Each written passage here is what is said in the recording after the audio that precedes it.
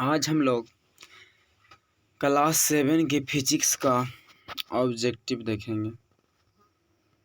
Chapter है वो दूरी और गति और समय का जो चैप्टर है उससे है ऑब्जेक्टिव है। जैसे फर्स्ट ऑब्जेक्टिव है वो फर्स्ट है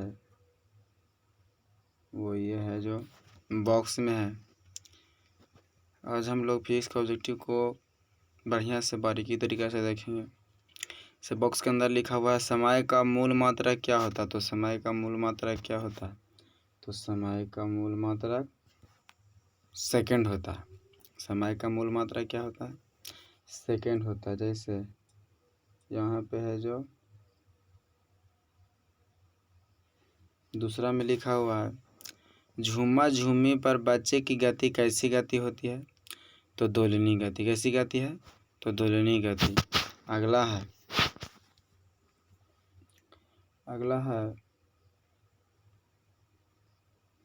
सीधी सड़क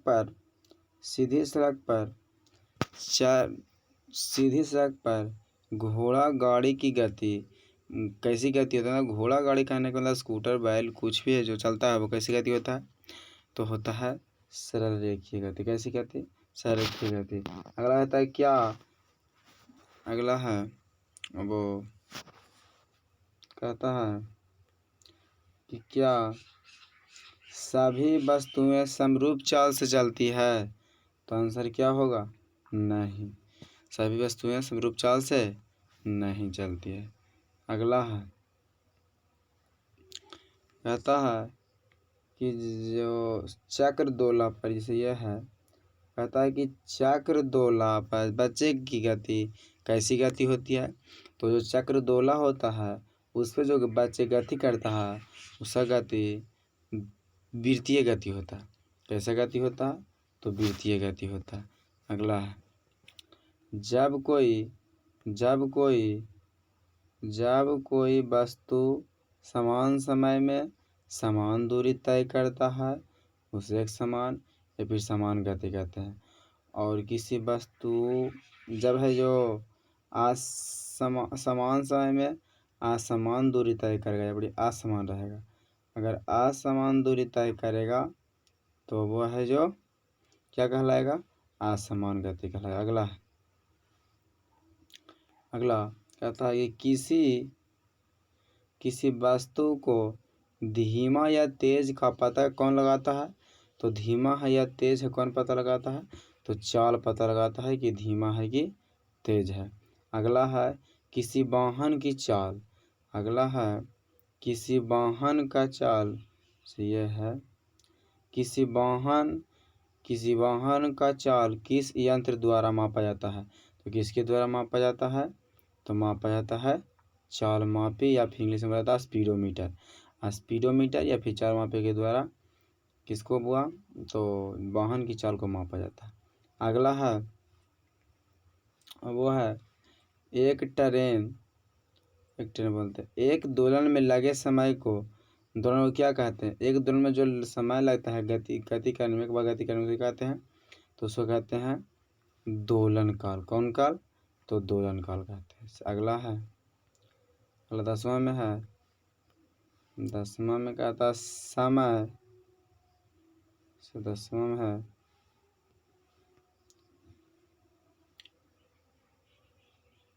ये वाला कहता समय चाल और दूरी में क्या संबंध है? तो पहला समय है दूरी बराबर चाल गुना समय। दूसरा संबंध है समय बराबर दूरी बटा चाल। जैसे हमें पता लग रहा होगा समय बराबर क्या है? तो समय बराबर इसे दूरी बटा चाल। एक है चाल बराबर दूरी बटा समय। इस प्रकार से है। फिर अगला ऑब्जेक्टिव है। अगला कहता है कि किसी वाहन के द्वारा जैसे ये वाला है इसको थोड़ा सा मार्किंग करके दिखाते हैं कौन सा है जिसको ये है किसी वाहन के द्वारा तय की गई दूरी। किसी वाहन के द्वारा अगर पद दिख ना रहा होगा तो इसको मिटाएंगे तो पता लगेगा।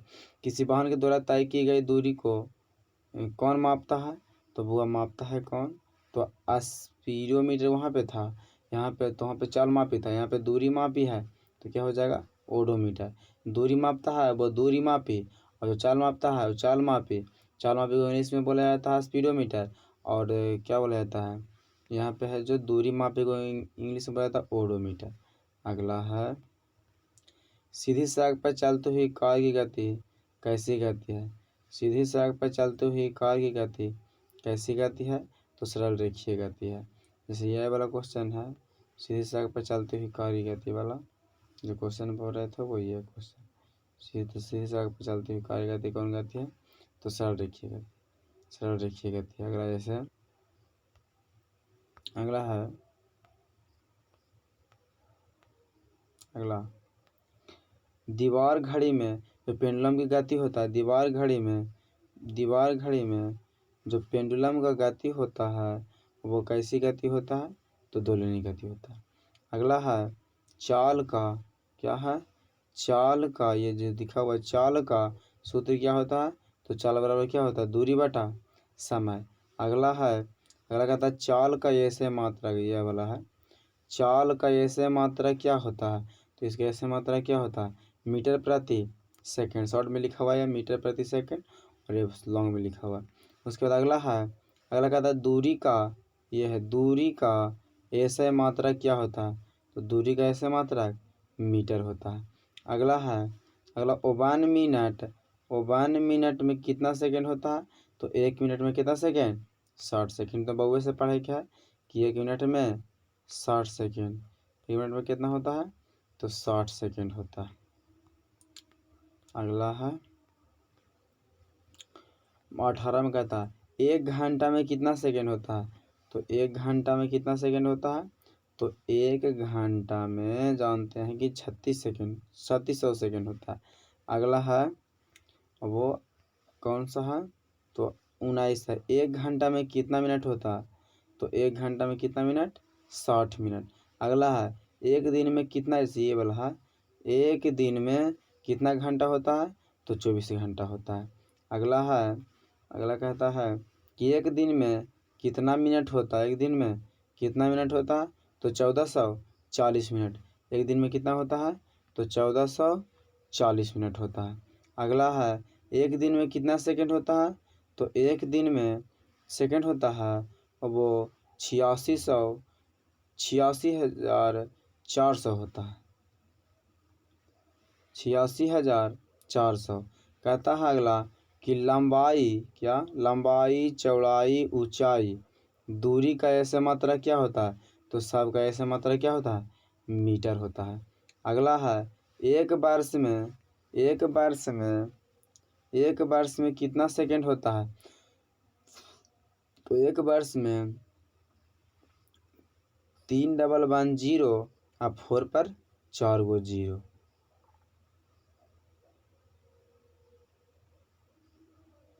यह है जो क्या है, एक वर्ष का कितना सेकंड होता है वो बताता है। अगला है हम मान के चलते हैं कि एक दिन में 30 मिनट होता है, 30 दिन होता है। एक महीना में 30 दिन मान करके चल रहे हैं, इससे बताए हैं। उसके बाद एक महीना में कितना सेकंड, तो 25,920 सेकंड। फिर कहता है कि धूप घड़ी में एक त्रिकोणीय प्लेट लगा हुआ रहता है, उसका नाम क्या है, तो उसका नाम नोमोन है, उसका नाम क्या है, नोमोन है।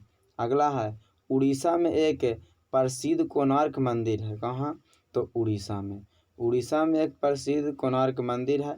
उसका वो मंदिर है जिसमें एक कौची लगा हुआ है, तो धूप घड़ी लगा हुआ है, उसका नाम क्या है, तो उसका नाम हम लोग जानते हैं जिसे काल चक्र से। किन्हीं दो राशियों में संबंध दिखाने का एक माध्यम कौची है, तो एक माध्यम है वो क्या है, ग्राफ है। फिर अगला है समरूप चाल से गति का मान, वाहन की दूरी, समय ग्राफ दिखाएं। देखो जो समरूप चाल से जो चल रहा है, कौन चाल से, समरूप चाल से जो चल रहा है, यहाँ से देखो इस प्रकार बना है और यहाँ से बनेला के बाद ऐसे एक ऐसे पारे हैं और यहाँ पे दूरी लिखे हैं और यहाँ पे कुछ लिखे हैं, समय लिखे। तो ऐसे ऐसे जो पारे हैं ये बताता है कि मान लो कि यहाँ से 1 घंटा में 1 किलोमीटर गया, 2 घंटा में 2 किलोमीटर गया, 3 घंटा में 3 किलोमीटर। मतलब कि प्रत्येक बार 1 घंटा देते तो 1 किलोमीटर, 2 घंटा तो 2 किलोमीटर, 3 घंटा देते 3 किलोमीटर। मतलब एक का मतलब सीमा के अनुसार कि 1 घंटा में 1 किलोमीटर, तो अगला में 2 घंटा में 4 किलोमीटर नहीं जाएंगे, कितना किलोमीटर जाएंगे, 2 किलोमीटर जाएंगे। तो ये होता है जो क्या होता है समरूप चाल से, मतलब हमेशा समान चाल से चलता है। और है जो आप असमरूप दिखाएंगे, कहता है सड़क के किनारे, सड़क के किनारे किसके किनारे बोल रहा है, तो सड़क के किनारे, किसके किनारे, तो सड़क के किनारे। यहाँ पे लिखा हुआ साफ शब्द से, सड़क के किनारे एक वाहन का दूरी समय ग्राफ क्या है। तो जब सड़क के किनारे रहेगा तो क्या टाइम तो बढ़ते रहेगा, समय तो बढ़ते रहेगा, क्या समय बढ़ रहा है, ये ग्राफ है, ये ग्राफ है। तो समय तो बढ़ रहा है, हमेशा बढ़ते जाएगा बढ़ते जाएगा बढ़ते जाएगा, कहाँ तक पता नहीं। लेकिन ये है जो क्या है, ये वाला डिस्टेंस, तो क्या ऊपर हो रहा है, ऊपर नहीं होगा, क्योंकि बोल दिया है तो वाहन है वो क्या है, वो है जो किनारे खड़ा है, मतलब सड़क के किनारे रुका हुआ है। तो रुका हुआ है तो दूरी नहीं बढ़ेगा। उसके बाद अगला है असमरूप चाल की गति का वाहन का, ये है ये वाला कहता है असमरूप चाल से गतिमान वाहनों का दूरी समय ग्राफ क्या होता है, तो दिखा रहे हैं जैसे यह है जो असमरूप है। यहाँ से ऐसे आया था, ऐसे ये क्या हो गया एक्स आइए बाई, तो यहाँ से ये ग्राफ है जो ऐसे हो गया। या फिर ग्राफ है जो नीचे रुखी भी हो सकता था, इस प्रकार भी ग्राफ हो सकता था। तो इस प्रकार दो या फिर उस प्रकार दो, कोई दिक्कत नहीं है। तो वो इच्छा जैसे मन है वैसे दो, उसमें हम है जो कुछ नहीं कर, जिधर इच्छा है उधर दो और जिधर इच्छा नहीं है उधर। तो यहाँ से है जो ग्राफ ऐसे कुछ बना, यहाँ से ऐसे बना। तो यहाँ मान लो कि ऐसे चले 1 घंटा में है जो हम है जो चले तो 1 किलोमीटर, यहाँ तक 1 किलोमीटर था। आज जैसे 2 घंटा चले तो 2 घंटा में यहाँ पहुँच गए, मतलब अगला पहुँच गया जो 5 किलोमीटर पहुँच गया। मतलब 1 घंटा में 1 किलोमीटर तय किए थे, और यहाँ से जो 1 घंटा और कुछ ही बढ़ा है कि सीधे 4 किलोमीटर बढ़ गया। मतलब एक तुरा एक घंटा में बढ़ ले किलोमीटर, और एक ही तुरा में 5 किलोमीटर बढ़ जाते हैं। मतलब कहने का मतलब क्या है कि 4 घंटा स्पीड से ज़्यादा चले हैं, मतलब अधिक स्पीड से चले थे। तो चाल समान चाल से चले नहीं, समान है जो हम अपनी चाल है जो क्या कर दिए बढ़ा दिए, इसीलिए क्या हो जाएगा ये ग्राफ कैसे हो जाएगा, तो असमरूप चाल हो जाएगा। जैसे ये है कहता है कि जब प्रकाश की किरणें हमेशा गमन करती है, तो प्रकाश हमेशा कैसी रेखा में गमन करती है, तो सीधी रेखा में गमन करती है। अगला है प्रकाश का चाल हवा या निर्वात में, क्या चीज में, हवा या निर्वात में, प्रकाश का चाल हवा या निर्वात में कितना होता है, तो 3 × 10⁻⁴ अगला है प्रकाश का चाल जाल में कितना होता है, तो 2.25 × 10⁸ अगला है प्रकाश का चाल कांच में कितना होता है, तो 2 × 10⁸ भी होता है, और होता है 1.8 × 10⁻⁸ होता है। लेकिन हमेशा है जो 2 × 10⁸ अगला है कहता है प्रकाश विद्युत चुम्बकीय क्या है, तो प्रकाश विद्युत चुम्बकीय कौची है, तरंग है। अगला प्रकाश कैसी तरंग है, तो प्रकाश विद्युत चुम्बकीय तरंग है। पैसे कैसी तरंग है, तो प्रकाश विद्युत चुम्बकीय तरंग है। किसी वस्तु को देखने में नेत्र को सहायता प्रदान करता है, किसी वस्तु को देखने में नेत्र को कौन सहायता प्रदान करता है, तो प्रदान करता है कौन, तो प्रकाश करता है। कौन करता है, तो प्रकाश करता है। प्रकाश है जो क्या करता है, तो सहायता प्रदान करता है किसको, तो किसको सहायता प्रदान करता है, यह है जो यहाँ देखो कुछ प्रदान करता है, तो नेत्र को पड़ता है। अगला क्या हुआ, बहुत सारा 56 हुआ। अच्छा कितना मिनट का वीडियो हो गया, 14 मिनट। कहाँ तक बताएं, ये बता दे।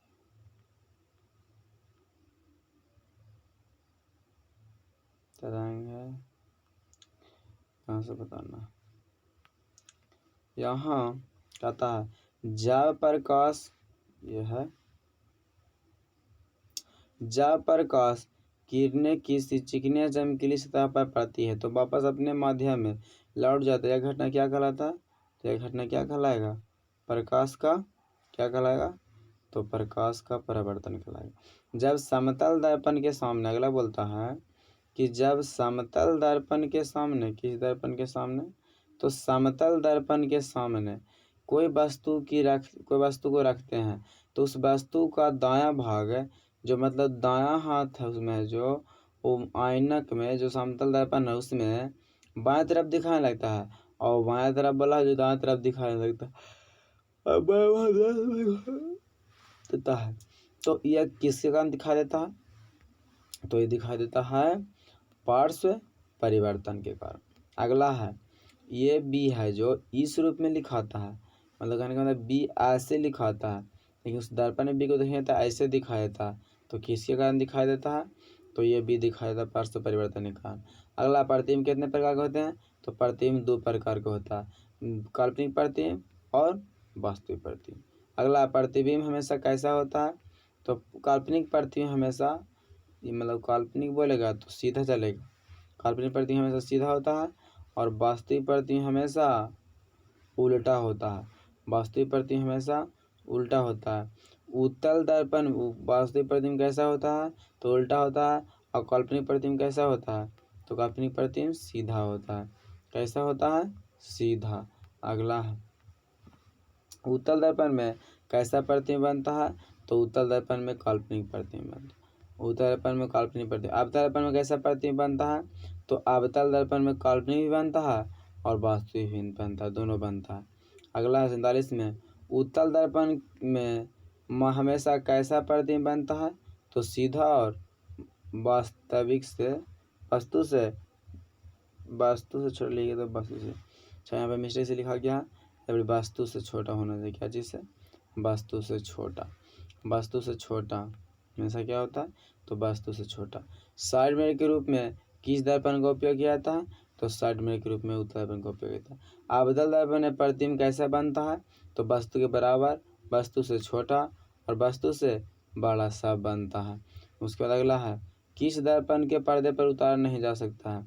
तो वास्तविक प्रतिबिंब काल्पनिक प्रतिबिंब पर्दे पर उतारा नहीं जा सकता है, तो वास्तविक प्रतिबिंब और उतारा जा सकता है तो काल्पनिक प्रतिबिंब। अगला है जिस सतह उभरा हुआ रहता है उसको कहते हैं तो उत्तल दर्पण, और जिसका सतह समतल होता है समतल दर्पण, और जिसका सतह धंसा होता है वो कौन दर्पण?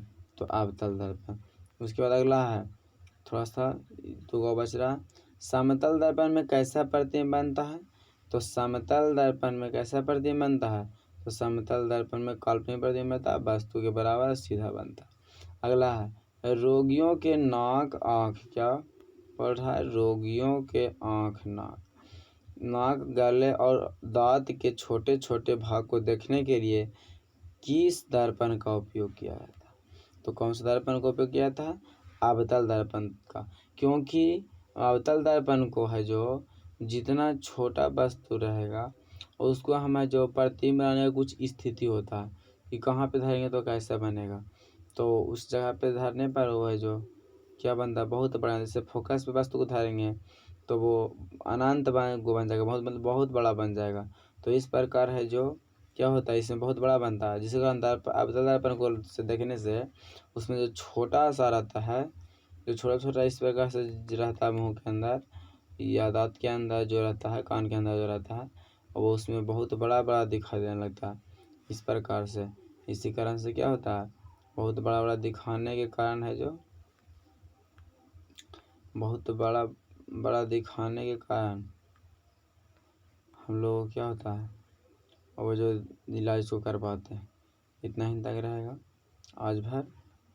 उसके बाद आज के बाद अगले वीडियो में देखेंगे, ठीक है। उसके बाद अगले वीडियो से यह है जो हम पढ़ा रहे हैं वो किसके माध्यम से पढ़ा रहे हैं? तो शिवम कोचिंग। किसके माध्यम से? Shivam coaching.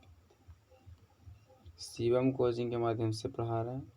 Shivam coaching centre जो गुलनी के मेन रोड पर पढ़ाई होता है। मेन रोड कॉलेज के मंदिर के जस्ट सामने पढ़ाई होता है। ये उसमें सा शिवम कोचिंग सेंटर। इसमें 1 से लेकर के नर्सरी टू 10th तक पढ़ाई होता है। नर्सरी टू 10th तक पढ़ाई होता है, 10th क्लास तक।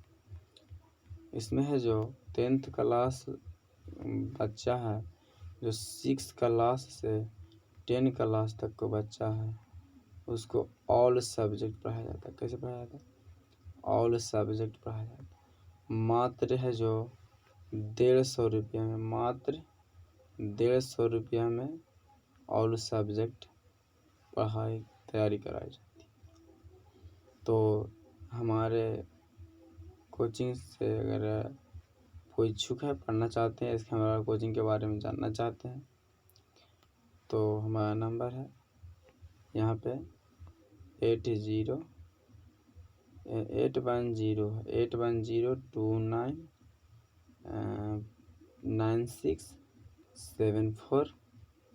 है। यह है जो इस प्रकार आप लोग है जो जुड़ सकते हैं। यहाँ पे है जो कम पैसा में जो लाचार होते हैं, स्थिति घर से ख़राब रहता है, उनके लिए है। ज़्यादा विशेष करके कम पैसा में है जो मात्र 150 में मैट्रिक का तैयारी 10th क्लास का पढ़ाई होता है। ऑल सब्जेक्ट होता है। इसलिए अगर कम पैसे में पढ़ना चाहते हैं तो उस नंबर पे संपर्क करें। रोड पे होगा, पैनल लगा हुआ शिवम कोचिंग सेंटर, वहाँ पे मेडिकल खुला हुआ है, शिवम कोचिंग सेंटर। ये है जो गुलिनी के मेन रोड पे। Okay, bye bye, take care, अगले दिन मिलेंगे।